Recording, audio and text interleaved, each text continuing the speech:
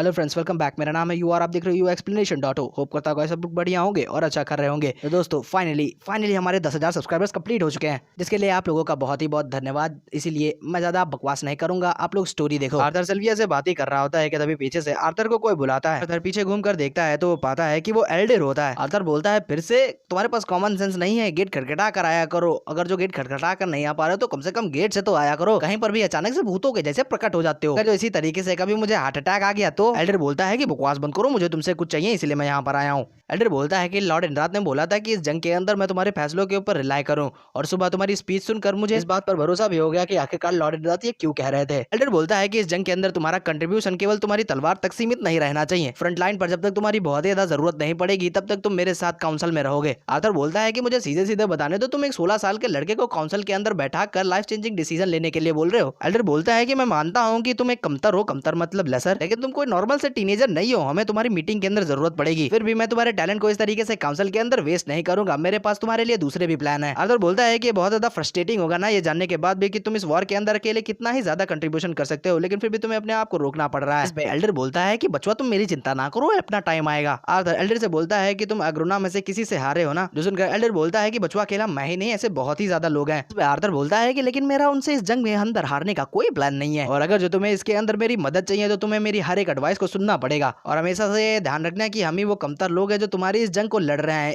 इसीलिए हमें थोड़ा तमीज से एड्रेस किया करो। जो सुनकर एल्डर बोलता है कि बच्चे तुमने कुछ ज्यादा ही नहीं मुझसे मांग लिया। ये बोलते साथ ही एल्डर आर्थर के सामने से गायब होकर आर्थर के पीछे आ जाता है, जो देखकर आर्थर भी थोड़ा शॉक हो जाता है। एल्डर वहां से जाते हुए बोलता है कि मैं मीटिंग रूम में जा रहा हूँ, उन कमतर लोगों को ज्यादा देर तक अकेले छोड़ने पर मेरा जी घबराने लगता है, पता नहीं वो लोग क्या क्या ना कर दे। एल्डर की ये बात सुनकर आर्थर भी थोड़ी सी स्माइल करता है। वहाँ पर आर्थर को कुछ याद आता है। आर्थर एल्डर को रुकने के लिए बोलता है। आर्थर बोलता है, इससे पहले एज अ लेंस मैं अपनी दिहाड़ी को करना चालू करूँ, मुझे एक काम है जो करना है। यहीं से सीन चेंज होकर एक बीच पर आता है, वहां पर से भी सीन चेंज होकर एक जगह पर आता है जहाँ पर दो लोग फाइट कर रहे होते हैं। ये फाइट एक कैंप के अंदर चल रही होती है, और उसी कैंप के अंदर हमें एक बंदे को दिखाया जाता है जो अपना चोला छुपाते हुए कहीं को जा रहा होता है। वो कोई और नहीं आर्थर होता है। तभी आर्थर के पीछे से एक खजांची अपने लोगों के ऊपर चिल्ला रहा होता है। इसके इतने ज्यादा चिल्लाने की वजह से आर्थर की नजर उसके ऊपर पड़ जाती है। वो खजांची अपने लोगों के ऊपर चिल्लाते हुए बोलता है कि बर्तन कलछुल अच्छे से साफ करो और देखो जाके चूल्हा सही से जल रहा है या नहीं। खजांची की नजर आर्थर के ऊपर पड़ जाती है। वो खजांची बोलती है कि इस लड़के का थोपड़ा कहीं सुनेला लग रहा है। वहीं पर हमें आर्थर को दिखा जाता है जो वहां से तुरंत निकल गया था। आर्थर बोलता है कि मुझे नहीं लगता इतनी दूर से यहाँ पर कोई मुझे पहचान पाएगा। उसी के साथ सिल्विया भी होती है। आर्थर घूमते फिरते उसी जगह पर आ जाता है जहाँ पर फाइट चल रही होती है। वहीं पर शुरुआत में जिन दोनों लोगों को हमें दिखाया गया था वही दोनों लोग एक दूसरे से फाइट कर रहे होते हैं। तभी वो लड़का उस लड़की के ऊपर अपनी नाइफ से स्लैश लगाते हुए बोलता है कि तुम पहले से बहुत ज्यादा इंप्रूव कर चुकी हो सेड्रे। जैसे वो लड़की अपने हाथ पे लगे हुए आर्मर से ब्लॉक कर लेती है। वो लड़की स्माइल करते हुए बोलती है, मैं तो इंप्रूव कर चुकी हूँ लेकिन तुम पहले जैसे हो। साथ ही सेड्रे उस लड़के के ऊपर एक पंच मारती है, लेकिन वो लड़का अपने हाथ को आगे करते हुए उसके उस पंच को ब्लॉक कर लेता है और पीछे हट जाता है। दूर खड़ा आर्थर भी उन दोनों की फाइट्स को देख रहा होता है। आर्थर दूरी से उस लड़की को पहचान जाता है कि वो लड़की एक हाफ एल्फ है। सिल्विया बोलती है कि हम अभी तक ऐसे किसी से नहीं मिले। सिल्विया बोलती है, सुनो, इससे पहले कि तुम किसी दूसरे फाइट के अंदर डिस्ट्रैक्ट हो जाओ, तुम्हें कैंप के कैप्टन के पास जाकर अपने आप को इंट्रोड्यूस करना चाहिए।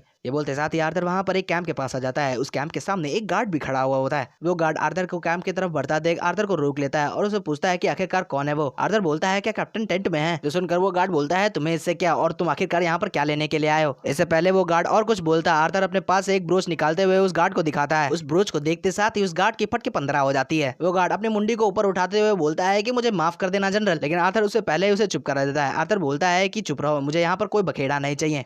आर्थर उस कैंप के अंदर एंटर करते हुए बोलता है कि आपसे मिले बहुत ही ज्यादा समय हो गया प्रोफेसर गैलियोर। आर्थर के कुछ और बोलने से पहले ही प्रोफेसर गैरी और आर्थर को गले से लगा लेती हैं। इनका नाम प्रोफेसर ग्लोरी है। पीछे मैंने जो कुछ भी बोला उसे भूल जाओ। प्रोफेसर ग्लोरी बोलते हैं कि तुमसे वापस से मिलकर मुझे बहुत ही ज्यादा खुशी हुई जनरल लिवाइन। आर्थर बोलता है कि प्रोफेसर प्लीज आप मुझे लिवाइन कहकर ना बुलाएं, आप मुझे आदर कहकर बुला सकते हो। जिसमें प्रोफेसर बोलते हैं कि तुम भी मुझे ग्लोरी कहकर बुला सकते हो। आर्थर बोलता है, ठीक है, क्या आप मुझे यहाँ की सिचुएशन की रिपोर्ट्स देंगी? आर्थर की ये बात सुनकर प्रोफेसर ग्लोरी एक मैप खोलकर आर्थर के सामने एक टेबल पर रख देती है।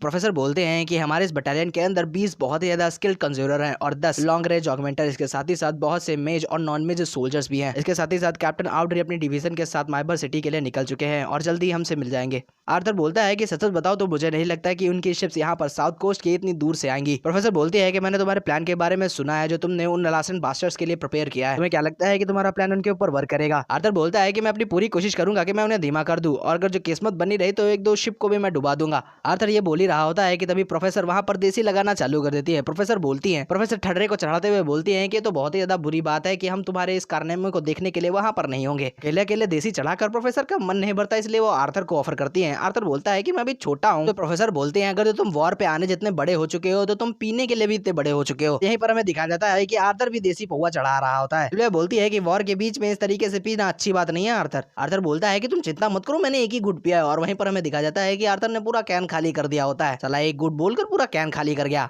प्रोफेसर बोलती है कि कमांडर वेरन ने बोला था कि तुम सोल्जर से बात करो जिससे उनका मोटिवेशन बढ़ेगा। आर्थर बोलता है कि अभी इस चीज को रहने दो जब तक कैप्टन आउड्री ना आ जाते हैं। मैं अभी कैंप के अंदर थोड़े मजे कर लूंगा। यहीं से सीन चेंज होकर बाहर हमें सनसेट का दिखाया जाता है। आर्थर भी प्रोफेसर के कैंप से बाहर चला जाता है।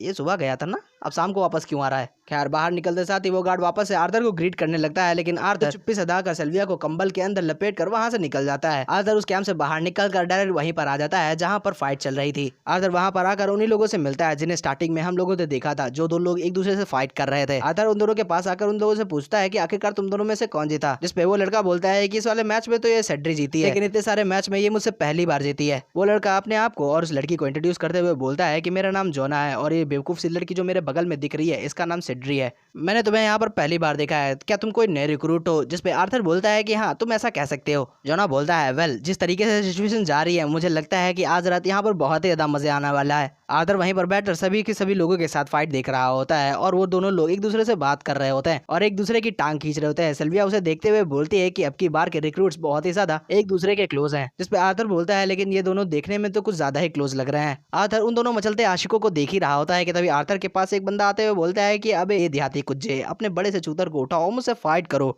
ये बात सुनकर आर्थर मुंह बनाते हुए बोलता है, क्या सच में मैं तुम्हें देखने में देहाती कुज्जा लग रहा हूँ। तभी वहाँ पर सेड्री आ जाती है। सेड्री उससे बोलती है, न्यूबीज के पीछे जाना बंद करो हैरिक, अगर जो तुम्हारे आड़ में इतनी ही दम है तो अपने बराबरी वालों से फाइट करो जाकर। आर्थर वहाँ से उठते हुए बोलता है, कोई ना वैसे भी हम लोग यहाँ पर मजे ही तो कर रहे हैं। इस पे हैरिक बोलता है, हाँ और इसी के दौरान मैं इस न्यूबी को कुछ सिखा भी दूंगा। आर्थर हैरिक से हाथ मिलाते हुए अपने आप को इंट्रोड्यूस करते हुए बोलता है कि मेरा नाम आर्थर है। हैरिक भी आर्थर से हाथ मिलाते हुए बोलता है कि वेल आर्थर तुम्हारी फर्स्ट टिप ये रही कि कभी अपने गार्ड को डाउन मत करना। ये बोलकर हैरिक आर्थर के हाथ को पकड़कर अपनी तरफ खींच लेता है और एक पंच बनाकर आर्थर के मुंह के ऊपर देने लगता है। ये देखकर सब लोग वहां पर शॉक हो जाते हैं। अब तुम्हारी बारी, अब तुम बताओ कि आर्थर इस अटैक को डॉज करेगा या ब्लॉक करेगा, यही तुम लोग सोच रहे होगे ना। लेकिन आर्थर बोलता है, अजी घंटा मैं तो डायरेक्ट मुंह पर खाऊंगा, तुम्हारी एक्सपेक्टेशन गई तेल लेने। तभी भैया बोला जाता है कि ज्यादा देसी मत पिया करो, मुंडी चकराने लगती है। हालांकि हैरिक के उस अटैक से आर्थर को ज्यादा कुछ फर्क नहीं पड़ा होता है। हैरिक भी ये देखकर हैरान हो जाता है। वो अपने हाथ की तरफ देखते हुए बोलता है, अरे साला मैंने तो इसके ऊपर पूरी दम लगाकर मारा लेकिन इसके ऊपर ज्यादा कोई फर्क ही नहीं पड़ा, फिर भी बेइज्जती नहीं होनी चाहिए, झूठ बोल दूंगा। बचवा तुम थोड़े किस्मत वाले हो कि मैंने अपनी स्ट्रेंथ को थोड़ा होल्ड बैक कर लिया, वरना तुम उड़कर दूर गिरते जाके। लेकिन वो कमीने आलासन ऐसे नहीं है, वो होल्ड बैक नहीं करेंगे तुम्हारे सामने। बोलकर वो बंदा आर्थर के ऊपर फिर से अटैक करने के लिए चार्ज कर देता है, लेकिन तभी उसके मुंह के ऊपर आर्थर का हाथ आकर लगता है। आर्थर बोलता है कि तुम्हारी सारी की सारी बातों को मैंने नोट कर लिया। ये बोलकर आर्थर एक पंच बनाता है और हैरिक को देकर मारता है, जिसकी वजह से हैरिक उड़ते हुए दूर जाकर टप्पा खाकर गिरता है और वहीं पर बेहोश हो जाता है। उसे इतना ज्यादा दूर जाकर गिरते हुए देखकर आर्थर भी थोड़ा हैरान हो जाता है। आर्थर बोलता है कि मैंने तो अपनी स्ट्रेंथ को होल्ड बैक किया था और अपने माना को भी होल्ड बैक किया था, मुझे लगता है कि इसे अपने ऊपर और भी ज्यादा काम करना होगा। अरे ससुरो तुमने पी कर रखी है, तुम्हें क्या पता कि क्या होल्ड करना है। अभी वहाँ पर हैरिक के पास एक और बंदे की एंट्री होती है। वो बंदा बोलता है, वो पर्सन बोलता है, वैसे हैरिक के बड़े से चूतड़ को मैं ही बजाना चाहती थी, लेकिन अब क्या किया जा सकता है, लगता है इस कैंप के अंदर चूतड़ों के बड़े उपासक हैं, प्रेम हो गया है इन्हें हैरिक के चूतड़ों से, जो पाए वो बजा के चला जाए। हमें दिखाया जाता है वो पर्सन एक लड़की होती है। वो लड़की बोलती है, उस लड़की के हाथ के अंदर एक स्पेयर होता है, लेकिन वो उसे स्टाफ कह रही होती है। वो लड़की आर्थर को चैलेंज करती है, लेकिन आर्थर उसे साफ साफ मना कर देता है, ये बोलकर कि मेरी स्वॉर्ड जो है वो ब्लैक स्मिथ के पास है रिपेयर करने के लिए, इसलिए मैं वेपन्स के साथ फाइट नहीं कर सकता। तभी वो लड़की आर्थर के पास एक शॉट फिकवाती है, जिसे आर्थर भी कैच कर लेता है। वो लड़की बोलती है कि तैयार हो जाओ, हम फाइट करने वाले हैं। तभी वो लड़की आर्थर के ऊपर अपने स्पेयर से एक वर्टिकली स्लैश करती है, जिसे आर्थर भी अपने शॉट से ब्लॉक कर लेता है। आर्थर उसके अटैक को देखते हुए बोलता है कि तुम कुछ ज्यादा ही फुर्तीली हो, जिसपे वो लड़की बोलती है कि तुम्हें भी देखकर नहीं लग रहा है कि तुम कोई न्यूबी हो। इसके साथ ही वो लड़की अपने अटैक्स की स्पीड को और भी ज्यादा बढ़ा देती है और आर्थर के ऊपर अपने स्पेयर से स्टैप करने की कोशिश करने लगती है, जिसके बदले में आर्थर भी उसकी स्पीड को मैच करते हुए उसके सारे के सारे अटैक्स को ब्लॉक कर लेता है। आर्थर उस लड़की के अटैक को अपने शॉट से ब्लॉक करते हुए अपने मन के अंदर बोलता है कि इस लड़की का अपने माना के ऊपर कंट्रोल बहुत ज्यादा अच्छा है, लेकिन अभी इसके पास ज्यादा एक्सपीरियंस नहीं है। ये बोलकर आर्थर उसके पैरों के ऊपर एक अटैक करता है, जिसकी वजह से उस लड़की का बैलेंस बिगड़ जाता है और वो गिरने लगती है, लेकिन वो लड़की समरसॉल्ट मारते हुए अपने आप को संभाल लेती है। वो लड़की सभी लोगों को पीछे हटने के लिए बोलती है, क्योंकि अब वो अपने एलिमेंटल पावर को यूज करने वाली है, जिसपे आर्थर बोलता है, ये भी साला नशे में है।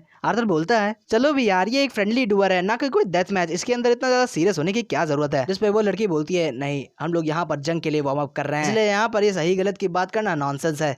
ये बोलते साथ ही वो लड़की अपने हाथ को जमीन पर रखती है और अपने अर्थ एलिमेंट को एक्टिवेट कर अपने अर्थ एलिमेंट की पावर को यूज करने लगती है। वो लड़की अपने अर्थ एलिमेंट की पावर को यूज करती है, जिसकी वजह से उन दोनों के आसपास बहुत सारे मिट्टी के पिलर उठना चालू कर देते हैं और आगे चलकर वो पिलर एक केज का रूप ले लेते हैं। ये देखकर आर्थर का मुंह बन जाता है। आर्थर अपने मन के अंदर बोलता है, अरे उड़ती हुई चिड़िया जंग के अंदर पिंजरा कौन लगाता है। आर्थर अब सीरियस हो जाता है। आर्थर बोलता है कि अगर जब तुम्हें यही चाहिए तो ठीक है फिर। ये बोलते साथ ही आर्थर बड़ी तेजी से उस लड़की के ऊपर चार्ज कर देता है और उसके पास पहुंचते साथ ही घूमते हुए उस लड़की के ऊपर अपने शॉर्ट से एक स्लैश लगाता है। हालांकि वो लड़की मुश्किल से ही सही आर्थर के उस अटैक को अपने स्पेयर को सामने करते हुए ब्लॉक कर लेती है। वो लड़की आर्थर को पीछे हटाती है और अपने स्पेयर को जमीन पर गाड़कर उसकी मदद से आर्थर के ऊपर अपने पैरों से अटैक करती है, लेकिन आर्थर उसे डॉज कर लेता है। आर्थर उसके अटैक को डॉज करने के लिए 2 कदम पीछे हटता है कि तभी आर्थर अचानक से पीछे घूमते हुए उस लड़की के मुंह के ऊपर एक राउंड किक देकर मारता है। इतनी फास्ट मूवमेंट देखकर उस लड़की की आंखें बड़ी हो जाती हैं। इससे पहले आर्थर का अटैक उस लड़की के मुंह पर लगता है और उस लड़की का भरता बन जाता। वहां पर खजांची मैडम आ जाती हैं और अपनी कढ़ाई को बजाती हैं, जिसकी वजह से सब लोग डुअल को रोक देते हैं।